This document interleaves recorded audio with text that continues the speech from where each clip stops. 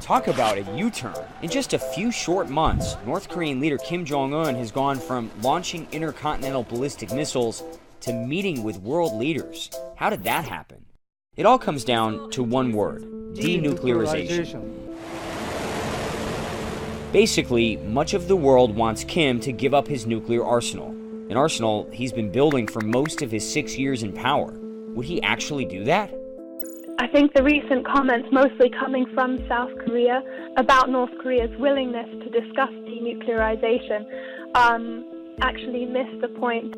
That's Allison Evans. She analyzes Asia-Pacific security risks. North Korea has said it's willing to discuss denuclearization when security on the peninsula is guaranteed. And I think that's what we need to focus on how the definition of denuclearization differs between North Korea and the other parties. Evans says Kim has one goal: to stay in power. He sees the American nuclear umbrella as a real threat. Nuclear weapons are like an insurance policy, giving North Korea leverage over more powerful enemies like the US. So what would it take for denuclearization to go from just talk to reality?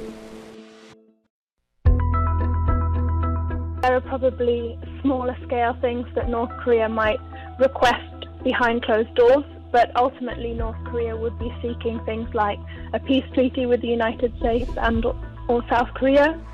Kim announced he's stopping nuclear tests and scaling back his missile program.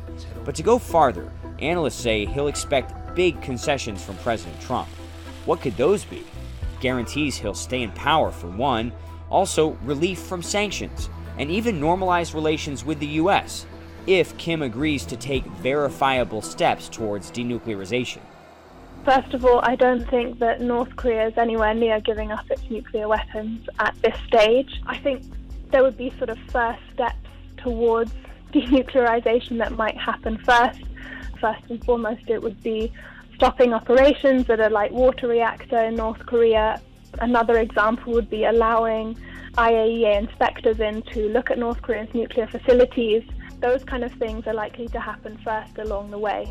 I've been to Pyongyang many times. All over the city, there's propaganda celebrating North Korea as a nuclear power. They even had it written into their constitution. Denuclearization would mean a huge cultural shift. And even if North Korea does agree to denuclearize, there's just so much we don't know about their arsenal. How many nuclear weapons? In how many locations? And how many more nukes could North Korea make if a deal with the US falls apart?